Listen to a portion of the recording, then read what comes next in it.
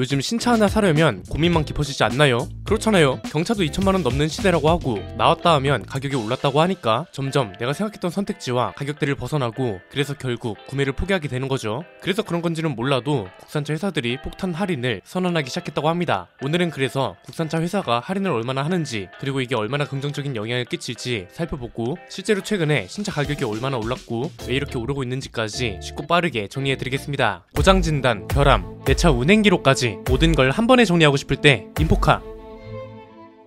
자동차 가격이 올랐다고 말만 나오지 실제로 얼마나 올랐는지는 모르고 넘어가는 경우가 많죠. 자료를 찾아보니까 재밌더라고요. 이게 뭐냐면 연도별로 새로 등록되는 승용차들의 평균 가격을 나타낸 겁니다. 2019년에 우리나라에 등록된 승용차들의 평균 가격은 3,620만원이었습니다. 그런데 이게 2021년에 4,400만원을 넘어서더니 작년에는 무려 4,806만원으로 뛰었습니다. 겨우 3년 만에 평균 가격이 1,200만원이나 비싸졌다는 거죠. 백분율로 따지면 매년 10% 정도 차 가격이 오른 건데요. 지금 이 추세대로라면 올해는 승용차 평균 가격이 5천만원을 돌파할 가능성이 크다고 합니다. 그럴 수밖에 없는 게 지금 수입차 판매량도 계속 많아지고 있고 SUV 판매량도 많아지고 있고 현대기아차를 비롯한 국산차 가격도 계속 오르고 있으니까 5천만원을 넘기는 것도 그렇게 우습진 않을 것 같네요. 물가가 올랐기 때문에 당연한 거라고 생각하실 수도 있는데 물가 상승률하고 비교해도 차 가격이 심하게 많이 올랐습니다. 자동차 평균 가격은 백분율로 따지면 3년 동안 32.8%나 오른 겁니다. 연평균 9.9%가 오른 건데 연간 소비자 물가 상승률은 2020년에 0.5%, 2021년에 2.5%, 2022년에는 5.1%였습니다. 차종별로 보면 더 확실합니다. 세단은 2019년 평균 가격이 3,287만원이었는데 작년에 4,309만원으로 오르면서 9.4%나 올랐고요. SUV는 2019년에 3,296만원이었던 게 작년에는 4,424만원으로 오르면서 상승률 10.3%를 찍었습니다.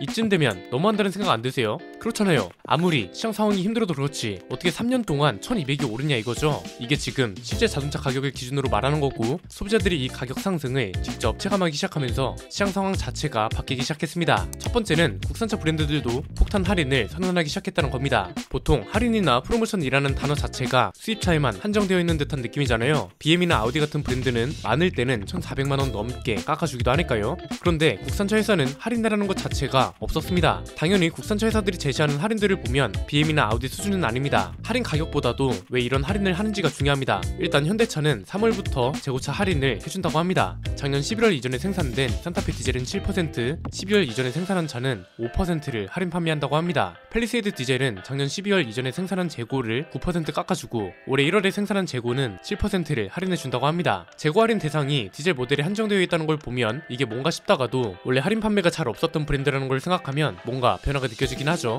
전기차 쪽도 있습니다. 아이오닉5나 아이오닉6 대기 고객 중에 넥소로 전환해서 출고하면 100만원을 할인해준다고 합니다. 10년 이상 차를 보유한 고객이 소나타, 팰리세이드, 넥소, 아이오닉6 이런 걸 구매하면 30만원을 할인해준다고 하고요. 그리고 3월에 출고하는 고객들 중에 현대 M카드 계열로 M할부 프로그램을 이용하면 개인이나 개인 사업자 고객한테 고정금리형 혜택을 준다고 합니다. 6개월은 5.7%, 48개월은 5.8%, 60개월은 5.9%의 금리를 적용해준다고 합니다. 기아도 비슷한 수준이고 사용차량 르노코리아도 비슷합니다. 차종별로 최대 150만원의 할인 혜택을 제공하거나 현대기아차처럼 저금리 할부 혜택을 제공하는 중입니다. 수입차 수준의 할인을 기대한 분들이라면 당연히 실망할 수밖에 없습니다. 그러면 왜 겨우 이 정도 할인을 가지고 할인해준다고 홍보를 열심히 하는 거냐? 이게 중요한데요. 그냥 간단합니다. 지금 국산차 중에선 이 정도만 해줘도 폭탄 할인이 되거든요. 국산차 브랜드 중에 500만원 이상 할인하는 것도 없어서 300만원만 해줘도 큰 할인을 해주는 것처럼 보이고 결정적으로 아직 판매량 감소가 감지되고 있을 뿐이지 이게 막 심각한 위기 수준은 아니기 때문에 이 정도로만 할인을 해주고 폭탄 할인이다, 전례 없는 할인이다 이렇게 홍보가 되고 있는 거죠.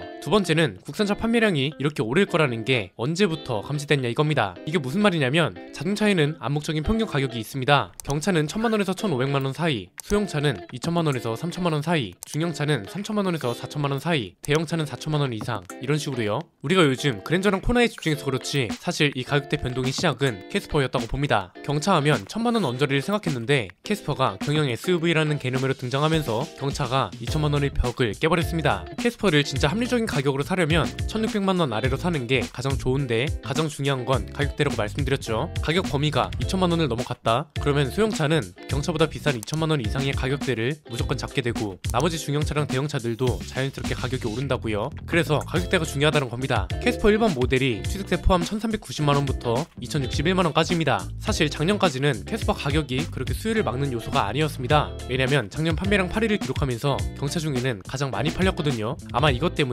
그랜저랑 코나도 그런 가격대가 나온 게 아닌가 싶습니다. 작년엔 판매량이 잘 나왔으니까 가격을 올려도 무조건 잘 팔리는구나, 이런 분석과 전망이 가능하잖아요. 그런데 올해부터 이 분석과 전망이 틀린 결과가 되기 시작했습니다. 그랜저는 그랜저라는 브랜드의 특수성이 있기 때문에 판매량 1위를 하는 겁니다. 이건 지난번 영상에서 자세히 설명했던 부분이라 오늘은 저렴한 차들을 위주로 보자고요. 코나를 시작으로 가격 상승이 판매량을 크게 떨어뜨린다는 거 서서히 증명되기 시작했습니다. 그리고 올해는 캐스퍼도 이걸 보여주기 시작했습니다. 왜냐면 레이가 페이스리프트 되면서 상품성이 개선됐고 신차 효과를 다시 보기 시작했거든요. 캐스퍼는 판매량이 감소하기 시작했다는 분석이 나오기 시작했습니다. 캐스퍼가 2021년 9월에 출시됐잖아요. 작년에는 월 평균 판매 대수가 4,000대 정도였거든요. 그런데 올해 1월부터 2월까지 판매량이 5,234대로 전년 동기 대비 14%나 떨어졌습니다. 그런데 레이는 오히려 판매량이 오르기 시작했습니다. 일단 올해 판매량이 캐스퍼보다 많았고요. 전년 같은 기간 대비 13%나 올랐습니다. 같은 기간 캐스퍼의 월 평균 판매량보다 800대 정도 많은 겁니다. 캐스퍼가 2021년 출시 이후에 이렇다 할 변화를 줄 시기가 아직 오지도 않았고, 가격도 상대적으로 높기 때문에 저렴한 차를 찾는 사람들한테는 적절한 차가 아니게 된 거죠.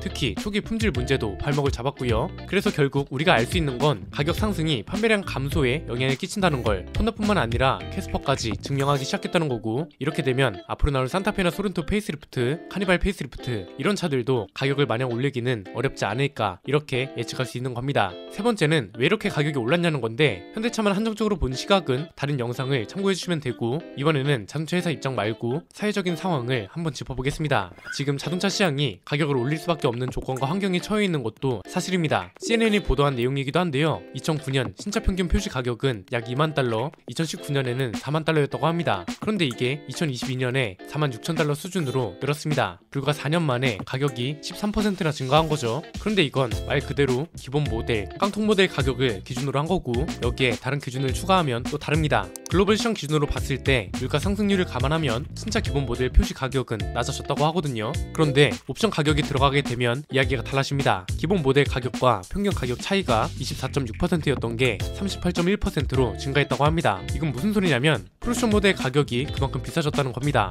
옵션 비용만큼 차량 구매 비용도 늘었다는 거죠. 에드문즈가 발표한 걸 보면 최저 기본 가격하고 평균 표시 가격의 차이가 지난 20년 동안 꾸준히 증가했다고 합니다. 이건 현대차한테도 해당되는 이야기죠. 기본 옵션 자체가 예전하고는 범위가 달라졌다고 했잖아요. 예전에는 옵션으로 들어갔던 충돌 방지 장치나 차로 이탈 보조 장치 같은 게 이제는 기본이잖아요. 그래서 출발 가격 자체가 오르고, 여기에 예전만큼 옵션 가격이 또 붙으면 가격대가 당연히 오를 수밖에 없는 거죠. 그리고 이제는 원자재 가격도 무시할 수 없습니다. 여기서 말하는 원자재는 철강 제품이라든지 반도체라든지 이런 게 아닙니다. 우리 눈에 보이는 거 있죠? 자동차 유리, 시트 이런 것들의 가격도 오르고 있는데, 요즘 가장 주목을 받고 있는 게 타이어입니다. 타이어 업계 1위가 미쉐린이거든요. 얘네가 가격을 올리니까 다른 브랜드들도 가격을 올리기 시작했습니다. 이게 왜 이렇게 된 거냐면, 최근에 신차 수요가 줄어들고 있잖아요. 타이어 업계는 이걸 기회 삼고 있다고 합니다. 신차 수요가 회복되면 가격을 미리 올려뒀으니까 그만큼 본인들 이익이 극대화된다는 거죠. 약간 주식 분석하는 느낌이죠. 작년에 고무값이랑 해상 운임비 같은 것들 때문에 타이어 업계가 난리였습니다. 이게 요즘 안정화되기 시작하면서 올해는 실적이 개선될 걸로 전망된다고 합니다. 그래서 한국 타이어도 타이어 가격을 3에서 4% 정도로 올렸고, 유럽 시장에서도 2에서 3% 정도